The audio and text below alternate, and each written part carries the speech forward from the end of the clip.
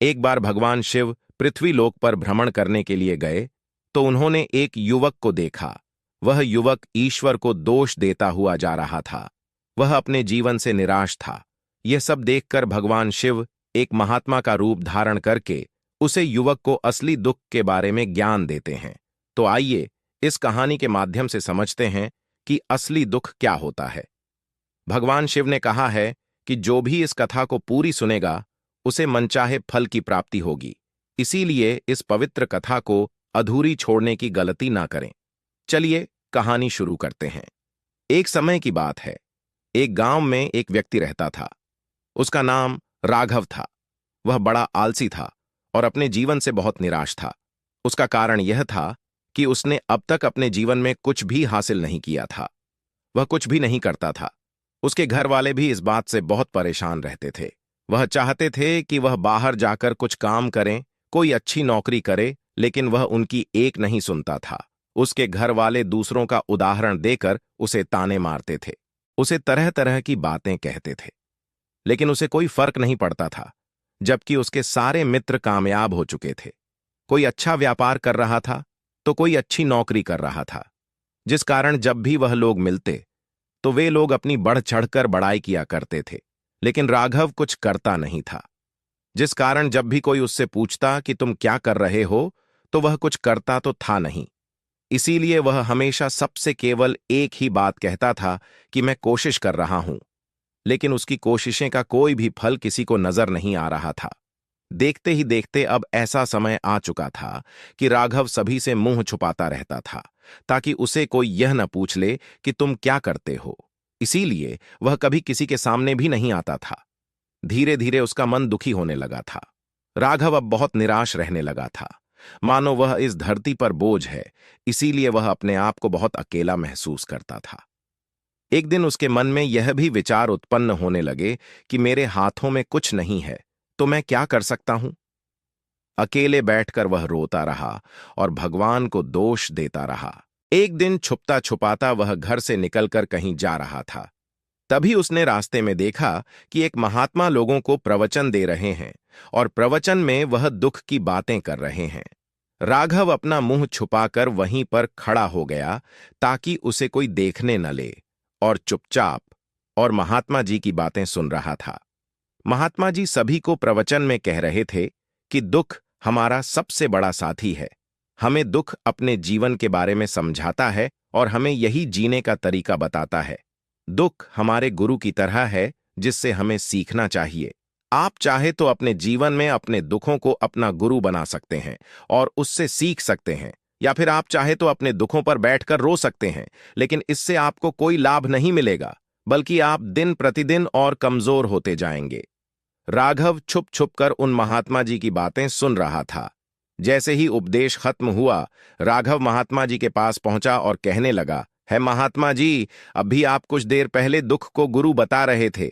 आप कह रहे थे कि दुखों से हमें सीखना चाहिए, हमें उन्हें अपना गुरु बनाना चाहिए। लेकिन मैं भी तो अपने दुखों से परेशान हूं, अपने जीवन से परेशान हूं। मैं अब तक जो दुख झेले हैं, मुझे तो कभी ऐसा प्रतीत नहीं हुआ कि मेरे दुख मुझे कुछ सिखा रहे हैं, बल्कि मुझे तो हमेशा यही लगता है कि वह मुझे पीड़ा दे रहे हैं। और दुख की पीड़ा बहुत भयंकर होती है। ऐसा लगता है जैसे अब इसके बाद हमारा जीवन समाप्त हो जाएगा, इसके बाद हमें कुछ नहीं मिलने वाला, और यहां तक कि हमें मृत्यु भी उसके सामने कम लगने लगती है। जब लोग ताने मारते हैं, जब लोग यह कहते हैं कि तुम क्या कर रहे हो, तो मन को बहुत ठेस पहुंचती है और मैं उनसे कुछ नहीं कह पाता हूं। राघव की बातों को सुनकर महात्मा जी कहते हैं, बेटा तुम्हें क्या दुख है? तब राघव ने अपने ऊपर बीती हुई सारी बातें उन महात्मा जी को बता दी और कहने लगे, है महात्मा, क्या आपके पास मेरे दुख का कोई समाधान है? राघव की बातें सुनकर महात्मा जी मुस्कुराए और कहने लगे, बेटा, जब तुम्हारे जीवन में असली दुख आए तो तुम मेरे पास आना, मैं तुम्हारे दुख का समाधान अवश्य करूंगा। उन महात्मा जी की बातें सुनकर राघव अचरज में पड़ गया। उसे यह समझ में नहीं आ रहा था कि क्या उसने अब तक जो दुख झेले हैं वह असली दुख नहीं है। उसने जो अब तक पीड़ा झेली, लोगों के ताने सहे हैं, जो तकलीफ है, उठाई है क्या वह असली दुख नहीं है। आगे वह मन ही मन अपने आप से कहता है कि जब मुझे मेरे अपने नहीं समझ पाए तो यह महात्मा जी मुझे क्या समझेंगे। इतना सोचकर रखा, वहां से अपने घर की ओर चला गया।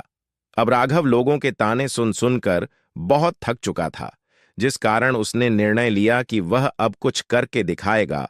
उसने अपने पिता से थोड़ा सा रुपया लिया और उसे रुपए से उसने एक व्यापार शुरू किया। उसके पिता बहुत खुश थे कि कम से कम मेरा बेटा कुछ करने का प्रयास तो कर रहा है, लेकिन उसे व्यापार में कोई सफलता नहीं मिल रही थी, जिस कारण वह बहुत ही हताश हो चुका था। वह बहुत निराश हो चुका था।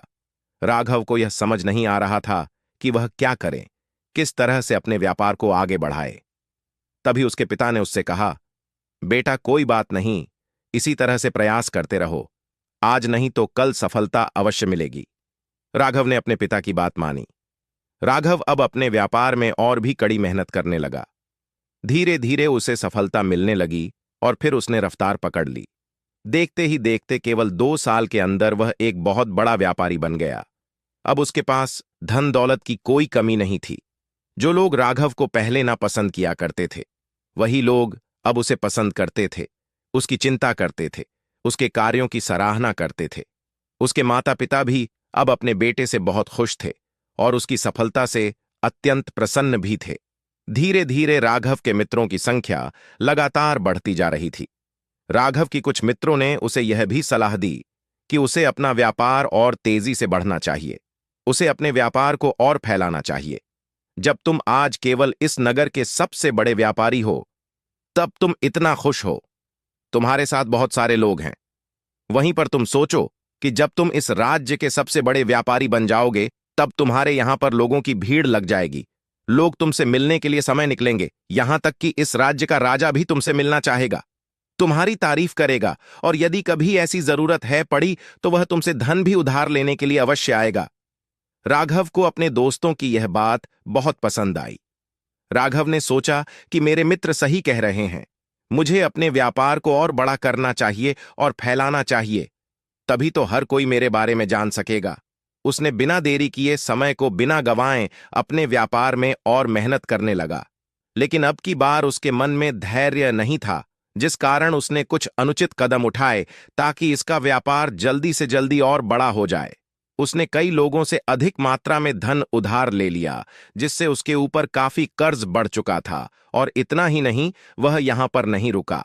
उसने अधिक से अधिक मुनाफा कमाने के चक्कर में अपने माल की गुणवत्ता को भी खराब कर दिया, जिससे अब उसके माल में वह बात नहीं रह गई थी जो पहले हुआ करती थी। लेकिन वह अपने मित्रों की बात सुनता रहा। जैसा उसके मित्र कहते थे, वह वैसा ही करता चला जा रहा था। यहां तक कि उसने अपने व्यापार को और भी तीव्रता से बढ़ाने के लिए अपने दूसरे छोटे व्यापारियों के खिलाफ षड्यंत्र भी रचना शुरू कर दिया, जिस कारण उसके मन में अब पहले जैसा वह सुकून नहीं था। उसे अब रातों को नींद नहीं आती थी। वह केवल एक ही विचार में लगा रहता था कि किस तरह से उसका व्यापार पूरे राज्य में फैल जाएगा और वह इस राज्य का सबसे बड़ा व्यापारी बन जाएगा। हालांकि उसके पास अब सब कुछ था, धन दौलत, अच्छा घर, गाड़ियां, नौकर चाकर, सभी सुख सुविधा थीं। लेकिन उसके बावजूद भी वह उन चीजों का लाभ नहीं उठा पा रहा था, क्योंकि उसका पूरा ध्यान केवल अपने व्यापार को और उन्नति पर ले जाना था। एक दिन राघव अपनी गाड़ी में बैठकर जा रहा था। तभी रास्ते में उसे गुरुदेव का आश्रम दिखाई दिया। यह देखकर वह उन महात्मा के पास गया और कहने लगा, है महात्मा, आपने कहा था कि जब मेरे जीवन में कोई असली दुख आए तब मैं आपके पास आऊं। आज मैं बहुत दुखी हूं। मैं रातों को सो नहीं पा रहा हूं। मेरे पास सब कुछ होते हुए भी मैं उनका आनंद नहीं उठा पा रहा हूं। उसने अपनी सारी बातें एक एक करके उनको बताई। तभी वह महात्मा राघव से कहते हैं, बेटा, जब तुम पहली बार आए थे तब भी तुम बहुत दुखी थे, लेकिन तब तुमने अपने दुख से क्या सीखा था? इसके जवाब में राघव ने कहा है, महात्मा, जब मैं अपने जीवन में कुछ नहीं कर पा रहा था, तब मैंने अपने दुखों से यह सीखा था कि केवल सोचने मात्र से कुछ नहीं होगा। उसके लिए हमें कुछ करना भी पड़ेगा, और केवल कोई काम करना ही हमें सफल नहीं बनाता, बल्कि उस काम को उसके अंजाम तक पहुंचाना हमें सफल बनाता है। फिर चाहे रास्ता कैसा भी हो, फिर चाहे परिस्थितियों कैसी भी क्यों ना हो, फिर चाहे ऐसा क्यों ना लगने लगे कि अब हमारे जीवन में कुछ नहीं बचा और हम कुछ नहीं कर सकते, तब भी हौसला बनाए रखो, उम्मीद ना छोड़ो और अपने कार्य पर डटे रहो। जब तक मैं अपने लक्ष्य तक नहीं पहुंच जाता, तब तक मैं इस कार्य को करता रहूंगा। मैं इस कार्य में अवश्य सफल होकर रहूंगा, जबकि बाकी लोग केवल सफल लोगों को महत्व देते हैं, उनके कर्मों को नहीं। राघव की यह सारी बातें सुनकर वे महात्मा मुस्कुराने लगे और राघव से कहने लगे, बेटा, जब तुम्हारे जीवन में असली दुख आए, तब तुम मेरे पास आना, मैं तुम्हारी समस्या का समाधान अवश्य करूंगा। इतना कहकर वे महात्मा वहां से उठकर चले गए। राघव एक बार फिर से उनकी यह बातें सुनकर आश्चर्यचकित रह गया। उसे अब यह समझ नहीं आ रहा था कि क्या उसने जो दुख देखा है, उसने जो तकलीफ है, अब तक सही है? क्या वे असली दुख नहीं है? उसके मन में अब यह सवाल उत्पन्न होने लगा कि असली दुख क्या है और इसकी पहचान क्या है, और मुझे कैसे पता चलेगा कि इस समय में असली दुख में हूं? लेकिन उसने कुछ नहीं कहा।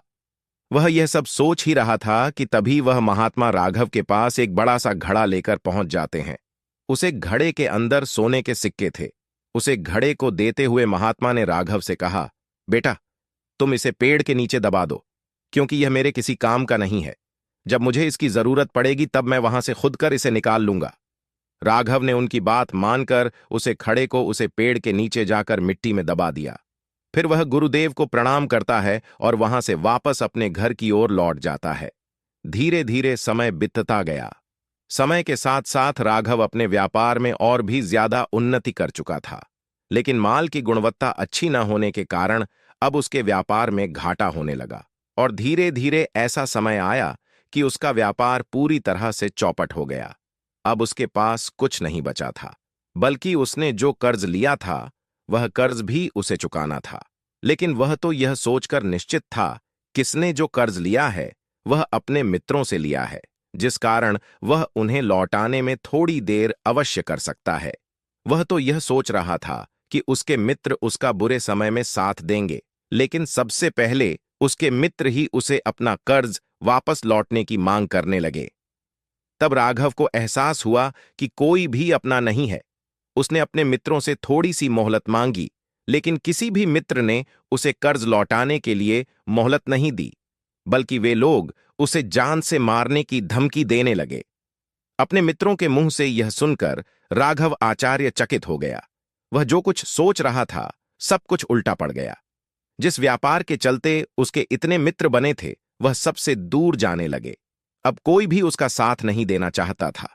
धीरे धीरे उसकी सारी संपत्ति नीलाम हो गई। अब उसके पास कुछ नहीं बचा। वह सड़क पर आ चुका था। उसने हार मानकर अपने माता पिता से कहा, पिताजी, मेरी मदद कर दीजिए। मेरे ऊपर बहुत कर्ज है, मुझे उसे लौटाना है। कृपा करके मुझे थोड़ा सा धन दे दीजिए। राघव के पिता ने कहा, बेटा, मेरे पास तो यह एक छोटा सा घर है। अगर यह भी तुम्हें दे दूंगा तो मैं और तुम्हारी मां कहां रहेंगे? हमें भी दर दर की ठोकरें खानी पड़ेगी, हमें भी सड़कों पर भीख मांगनी पड़ेगी। अपने माता पिता के मुख से यह सुनकर रहकर चुपचाप वहां से चला गया और मन ही मन सोचने लगा कि अब मेरे पास कुछ नहीं बचा जो था, वह सब बर्बाद हो गया। अब मैं जीकर क्या करूंगा? अब मेरे पास केवल एक ही रास्ता है जिससे मैं अपने कर्जदारों से अपना पीछा छुड़ा सकता हूं। यह सोचता हुआ वह एक ऊंची पहाड़ी पर जा पहुंचा। वह पहाड़ी पर चढ़ता ही जा रहा था कि तभी उसे याद आया कि उन महात्मा ने कहा था कि जब तुम पर असली दुख आए तभी तुम मेरे पास आना, मैं तुम्हारी समस्या का समाधान अवश्य करूंगा। यह सोचकर राघव के मन में एक बार फिर उम्मीद की लहर दौड़ पड़ी। राघव तुरंत दौड़ता हुआ उनके पास पहुंचा और उन्हें प्रणाम करके अपने ऊपर बीती हुई हर एक बात उन्हें बता दी। तभी वह महात्मा राघव की बातें सुनकर मुस्कुराते हुए बोले, बेटा, कहां है असली दुख? जब तुम्हारे जीवन में असली दुख आएगा तो मैं उसका समाधान अवश्य करूंगा। उनके मुख से यह बात सुनकर राघव के सब्र का बांध टूट गया और वह कहने लगा, हे महात्मा, आखिरी असली दुख क्या होता है? क्या मैं आज तक जो भी दुख झेले हैं, जो भी तकलीफ है, मैंने सही है? क्या यह दुख नहीं है?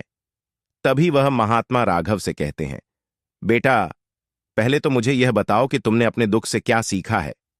इसका जवाब देते हुए राघव बोला, है महात्मा, मैं तो यही देखा है कि जो लोग तरक्की में हमारा पीछा करते हैं, हमारा साथ छोड़ते हैं, वह लोग हमें धोखा अवश्य देते हैं, क्योंकि ऐसे लोग बुरे समय पर हमारा साथ नहीं देने वाले, बल्कि हमारा फायदा उठाने का ही प्रयास करेंगे। इसीलिए ऐसे लोगों पर भरोसा नहीं करना चाहिए, बल्कि जो लोग हमारी असफलता के समय पर, हमारे बुरे समय पर हमारे साथ खड़े हैं, वही हमारे असली मित्र हैं। राघव की यह बात सुनकर महात्मा उसे पेड़ के पास पहुंचे। उन्होंने गड्ढा खोदा और वह घड़ा निकालकर राघव के हाथ में थमा दिया। जिसने सोने के सिक्के भरे हुए थे, वह घड़ा राघव के हाथ में थमाते हुए उन्होंने कहा, को इस पकड़ो, और जब तुम्हारे जीवन में असली दुख आए, तब तुम मेरे पास आना। राघव अभी भी बड़े अचरज में था। उसे यह समझ नहीं आ रहा था कि आखिरी असली दुख है क्या। लेकिन उसने अपने हाथों में रखे हुए उसे खड़े को देखा, जिसके अंदर सोने के सिक्के थे। यह देखकर उसे मन ही मन यह लगा कि चलो, अब तो थोड़ी सी राहत मिल जाएगी। मैं अपने मित्रों का वह कर्ज लौटा सकूंगा और एक नया व्यापार फिर से आरंभ कर सकूंगा। जिस कारण उसने महात्मा को प्रणाम किया और वहां से चल पड़ा। राघव ने उसे सोने के सिक्कों से सभी का कर्ज लौटा दिया और अपना एक नया व्यापार शुरू किया। व्यापार छोटा था, लेकिन अब की बार रखा बहुत खुश था। उसने पूरी ईमानदारी और लगन के साथ अपने व्यापार पर काम किया और देखते ही देखते एक बार फिर से वह एक बड़ा व्यापारी बन गया। लेकिन अब की बार वह बहुत खुश था, क्योंकि इस बार उसने कोई लालच नहीं किया, न ही किसी के लिए कोई षड्यंत्र रचा, बल्कि उसने पूरी ईमानदारी और मेहनत के साथ अपने व्यापार पर काम किया। लेकिन एक बार फिर से राघव के जीवन में एक और दुख उत्पन्न हुआ। अब की बार उसकी माता पिता दोनों की मृत्यु हो गई, जिस कारण उसके मन को बहुत गहरा आघात पहुंचा। उसके माता पिता ने जो भी मेहनत की, जो भी अपने जीवन में इकट्ठा किया, सब यहीं रह गया। राघव का मन अब बहुत बेचैन हो रहा था। उसके मन में हजारों सवाल उत्पन्न हो रहे थे और वह अपने आप को बहुत अकेला महसूस कर रहा था। उसे कुछ समझ नहीं आया। तभी उसे उन महात्मा की याद आई। फिर तुरंत वह महात्मा के पास पहुंचा। उसे देखते ही उन्होंने कहा, क्या बात है बेटा, क्या फिर से कोई दुकान पड़ा है? तब राघव ने कहा, नहीं गुरुदेव, अब तो सब ठीक है, लेकिन आज मेरे माता पिता की मृत्यु हो गई और मैं बहुत अकेला महसूस कर रहा हूं। महात्मा ने कहा, बेटा, इसमें दुखी होने वाली क्या बात है? यह तो जीवन है। एक दिन तो सभी को जाना है। हम सब एक ना एक दिन मृत्यु को प्राप्त ही हो जाएंगे, और मृत्यु कब आएगी यह किसी को नहीं पता। हो सकता है कि तुम्हारी मृत्यु कल ही हो जाए या फिर आज और अभी। यह सुनकर राघव आश्चर्यचकित हो गया। उसने कहा, है महात्मा, आप यह क्या कह रहे हैं? मैं तो अभी जवान हूं और मुझे तो अपनी पूरी उम्र जीना है। मैं तो जीना चाहता हूं, कुछ करना चाहता हूं, और आप कह रहे हो कि मैं कभी भी मृत्यु को प्राप्त हो सकता हूं। महात्मा ने कहा, बेटा, इस भ्रम में मत रहना कि मृत्यु केवल बूढ़े को ही आती है। बूढ़ों के सामने तो उनके जवान बच्चे तक मर जाते हैं। मृत्यु कभी किसी की उम्र देखकर नहीं आती है और ना ही किसी को बात कर आती है। महात्मा के मुख से यह बातें सुनकर राघव के मन में अब एक और प्रश्न उत्पन्न होने लगा कि क्या हम यहां पर केवल इसीलिए आते हैं कि इस जीवन को भोगे और एक दिन मृत्यु को प्राप्त हो जाए? वह यह समझ नहीं पा रहा था कि जीवन का असली मतलब क्या है। तभी महात्मा मुस्कुराते हुए राघव से कहने लगे, बेटा, आज पहली बार तुम्हारे जीवन में असली दुख उत्पन्न हुआ है। वास्तव में यही है जिसे हम दुख कह सकते हैं, जो दुख कहलन लायक है। राघव ने कहा है, महात्मा, मेरे इस दुख का समाधान कीजिए, मेरे इस दुख का निवारण कीजिए। तभी महात्मा ने कहा, बेटा, हम सबके अंदर क्रोध, लालच और लाभ जैसी कई वासनाएं हैं। हमारे अंदर घर बनाकर बैठी हैं, जिस कारण से हम अपने जीवन को टुकड़ों में जीते हैं और हमारी जीत कभी नहीं हो पाती। हम कभी एक जगह सोच नहीं पाते। आजकल हमारे पास तो इतना भी समय नहीं कि हम एक पल निकालकर एक पल के लिए मुड़कर अपने आप को देख सके, अपने आप को समझ सके। वास्तविकता में हर कोई यहां पर अपने जीवन भर केवल दुख दुख करके चिल्लाता रहता है। उसका समाधान निकालने का हर मुमकिन प्रयास करता है, लेकिन जिसे हम दुख समझते हैं वह तो दुख है ही नहीं, तो इसका समाधान हमको कहां से मिलेगा?